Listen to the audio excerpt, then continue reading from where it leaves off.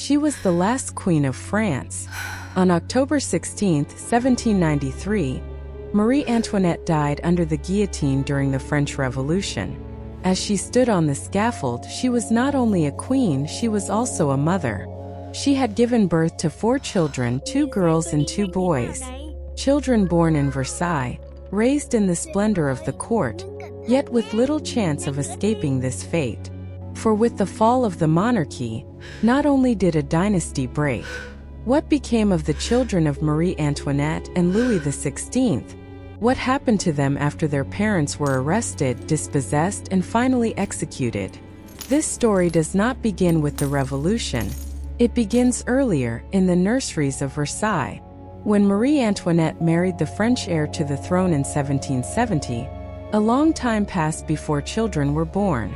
The marriage remained childless for 8 years. There were whispers at court, and speculation throughout Europe. Only in 1778, after many years, did she become a mother. And with this first child, hope returns not only to the family, but to all of France. On December 19, 1778, a girl, Marie-Thérèse Charlotte, was born in Versailles. The birth is celebrated like that of an heir to the throne, for after years of childlessness, only one thing matters: a healthy child. Marie Antoinette is said to have remarked, "A son would have belonged to the state, but you shall belong entirely to me." Marie-Thérèse receives the title Madame Royale. She grew up in Versailles, cared for, educated, and protected. Her mother is more involved in her upbringing than is customary at the French court. She plays with her. She observes her. She is not only queen, she is a mother. But this idyllic existence does not last long. On October 22, 1781, a son was finally born, Louis-Joseph. France rejoices. The throne is secure. But it soon becomes apparent that this child is ill. Louis-Joseph suffered from a high fever, weakness, and pain when walking. The doctors of the time were powerless. Today, it is believed that he suffered from a form of bone or spinal tuberculosis, a disease that slowly destroyed the body and was virtually untreatable in the 18th century. Marie Antoinette often kept vigil at his bedside.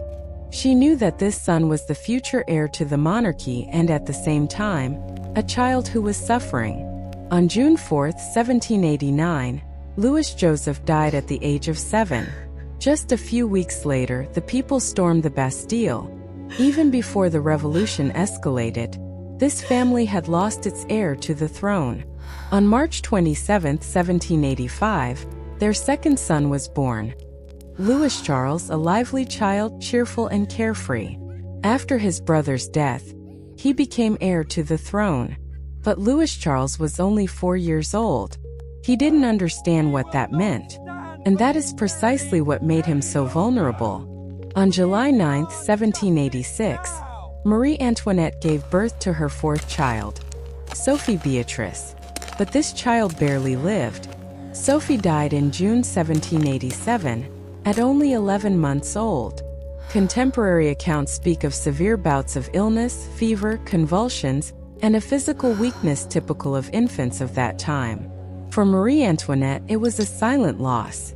When the French Revolution broke out in 1789, this family was already scarred not by politics but by personal losses. And throughout the summer, the situation escalated. While Marie mourned her child, she became the most hated woman in France. The Austrian woman is blamed for everything: for the empty state coffers, for the lack of bread, for the people's misery. France is suffering. Famines dominate daily life. Prices are rising. 98% of the population are peasants and citizens, and they bear the burden of a state that has become indebted. The nobility lives in excess, the court seems distant, and Versailles becomes the symbol of a world that is no longer understood. July 14, 1789, the Bastille fell. A prison and at the same time a symbol, not militarily important but symbolically powerful. In Versailles, they initially try to maintain calm. The court still pretends to be normal. What begins as a protest now becomes unstoppable. In October 1789, the situation escalated. Parisian market women marched on Versailles. They demand bread, they demand answers, they demand the king. On the night of October 5th to 6th, the palace was stormed. Marie Antoinette narrowly escapes death. With her children, she hides in the king's bedchamber while the mob rampages through the corridors of Versailles. They barely escape before the guards regain control. By morning, it is clear. The royal family will no longer remain in Versailles. They will be taken to Paris as prisoners. In June 1791, the family made a decision. They flee. They leave Paris at night, disguised, hopeful. But the escape fails. In Varennes, the family is recognized and detained. For the people, this is the final proof. The king no longer stands by France. The return to Paris is humiliating. From this moment on, there is no turning back. August 10, 1792. The monarchy collapses. Louis XVI is deposed. The royal family is arrested. And now everything changes, even for the children. The Temple Tower, a medieval defensive tower, cold, massive. This is where the family is quartered. Parents, children, and aunt. What begins as a security measure quickly turns into imprisonment. And for the children, this place signifies the final break with everything they have known. No garden, no play, no freedom, only walls and guards and the slow disintegration of a family. From this moment on, the children's fates diverge. Initially, they remain together. Parents, children, and their aunt, Madame Elizabeth. They try to structure their daily lives. The father tutors Louis Charles. The mother and the aunt care for Marie-Thérèse. But the revolution doesn't want families. It wants to break them. In January 1793, Louis XVI was executed. But the worst is yet to come. Marie Antoinette's children are taken away. 8-year-old Louis Charles is snatched from her and taken to another floor. "My son's best interests are the only thing that must guide me," she writes in despair. Louis Charles suffers the most gruesome fate. The 8-year-old is kept in solitary confinement and suffers from whooping cough. Marie Antoinette can sometimes hear her son's coughing and cries through the thick prison walls. According to Marie-Thérèse, this becomes the queen's occupation, waiting for any sign of life from her child. Every night she hears him crying. The poor child is horribly abused. They force him to testify against his own mother, calling him servant instead of majesty. Marie-Thérèse, her 15-year-old daughter, stays with her, speechless with grief. In October 1793, Marie Antoinette was executed for high treason after a trial. After the execution of his father and mother, little Louis Charles's fate changes drastically. He is separated from his sister. The revolution no longer viewed the boy as a child, but as a symbol, a danger, the last living bearer of the monarchy. He was handed over to overseers, people without any educational mandate, without a protective instinct, without responsibility for his mental or physical well-being. What followed is among the darkest chapters of the French Revolution. Louis Charles lived in isolation from then on. He was neglected. He was left to languish in squalor. Contemporary witnesses reported filth, hunger, and loneliness. He was locked up, alone. According to one account, the boy stopped speaking. After his mother was also executed, little Louis Charles remained completely alone. For 6 months, his food was passed to him only through the bars of his cell, without access to human contact or daylight. On June 8, 1795, he died under gruesome conditions. An autopsy revealed numerous marks on his body indicating the abuse he had suffered. Marie-Thérèse was the only survivor. She knew only of her father's execution. She only learned what had happened to her mother, her aunt, and her brother shortly before her liberation. In despair, she scratched into the walls of her cell. Marie-Thérèse Charlotte is the unhappiest person in the world. She cannot receive any news from her mother or be reunited with her, despite pleading 1,000 times. Marie-Thérèse lives in strict isolation. She is barely allowed to speak, barely allowed any contact with others. Her world shrinks to a single room, to walls, to silence. Contemporary witnesses report that her ability to speak suffers, not because she forgets how, but because she is deprived of her humanity. There is hardly any occupation. Few books, always the same ones. Later, rumors of abuse circulate, even of a possible pregnancy. But there is no proof of this. What is certain is that these years are psychological terror, and they shape Marie-Thérèse for the rest of her life. The girl becomes a survivor, quiet and withdrawn. In December 1795, shortly before her 17th birthday, a decision was made. Marie-Thérèse is released, not out of pity, not out of insight, but as part of a political exchange. She is traded for French prisoners. She leaves the temple, the place where her childhood ended, and is taken to Vienna, her mother's homeland. But freedom feels different. Marie-Thérèse is now the orphan of the temple, the only surviving child of Marie Antoinette and Louis XIV. She has lost everything that family means. And it is precisely here that a new life begins. Not a happy one, but a life in the making. A life marked by memory, duty, and history. On January 9, 1796, she arrived in Vienna, the hometown of her mother Marie Antoinette, the city of her origins. And yet, Vienna is not home for her. The Habsburgs greet her with coolness, not open hostility but reserve.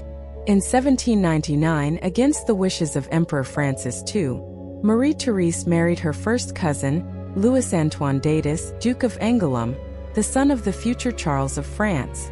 This marriage is not a romantic union. It is a political necessity, for Marie-Thérèse is the sole survivor, and with her the Bourbons hope they can secure their foreign wealth and the dynastic line. She accepts her role again without complaint, again out of duty. Years pass, Europe changes, and with the fall of Napoleon, a new chapter begins. In 1814, Napoleon abdicated, and the Bourbons returned. Marie-Thérèse is finally allowed to return to France. But she doesn't come as a princess, she comes as a symbol. The sage of the temple becomes the voice of the old order, a champion of the monarchy. She visits Paris, she seeks out her parents' graves, and she has the remains of Louis XVI and Marie Antoine transferred to Sens, the traditional burial place of the French kings. An act of dignity, an act of reconciliation, but she cannot forget. In 1824, Louis X died. His brother, Charles X, becomes king. Louis Antoine thus becomes the new heir to the throne. Marie-Thérèse herself receives the title Dauphin of France. For the first time, she stands on the threshold of the crown. But as throughout her life, nothing is made easy for her. She remains childless. And what many don't know is that she loves children very much. Perhaps precisely because she herself was denied motherhood, because she knew what loneliness felt like, she took on the upbringing of her niece and nephew, Henry the Duke of Bordeaux and Louise Marie-Thérèse, the future Duchess of Parma. She developed a close, almost maternal relationship with both of them. She saw Ori, in particular, as the monarchy's hope, but fate remained relentless. In 1830, the July Revolution. France was in turmoil. Even under the reign of Charles X, the political climate had noticeably worsened. Freedom of the press was restricted, liberal voices suppressed. The people were dissatisfied, especially the bourgeoisie. And so, in the summer of 1830, the uprising began. In the end, Louis-Philippe of Orleans assumed power as a constitutional monarch. He came from a collateral branch of the French royal house. Marie-Thérèse and her husband had to leave France. Another exile began, the last. In retrospect, historians say she had more time. She endured more hardship in exile than in France itself. Yet she bore it with dignity, without public complaint. After her husband's death in 1844, Marie-Thérèse moved to Schloss Frohensdorf in Lower Austria. Here she spent her final years in seclusion and quiet contemplation, but not bitterness. She surrounded herself with a small circle of close friends and with children. She supported schools. She founded a girls' boarding school. She donated to orphans she helped quietly. A woman who had lost her own childhood and family now gave to others what had been taken from her. In the summer of 1851, Marie-Thérèse wrote her will. She was by then 72 years old. In October, she fell seriously ill with pneumonia. On October 19, 1851, she died quietly and with dignity at Schloss Frauensdorf. She was the only child of Marie Antoinette to survive. Long before the Revolution, even during the years of court life at Versailles, Marie Antoinette opened her circle to children who were not part of the royal bloodline. Children from humble backgrounds who needed closeness, protection, and care. Marie Antoinette raised them in the vicinity of the court. She provided clothing, education, and a future for them, as far as she was able. In 1776, Jacquemin rescued a 5-year-old peasant orphan boy from a carriage accident. Marie Antoinette saw this encounter as fate and was convinced that caring for the orphan would bring her good fortune. What became of him? Armand left the royal family. He defected to the revolutionaries, joined the Revolutionary Army, and fought against his adoptive parents. In 1792, he fell in battle at the age of only 21. Jeanne Amelka, a child from Senegal, was given to her as a slave. Instead of keeping him as a status symbol, she freed him and had him baptized, a remarkable gesture for her time. What became of him? Jeanne Amelka was taken in by one of his teachers. It is said that he had a talent for drawing and at the age of 15, was accepted into an art academy in Paris on a scholarship.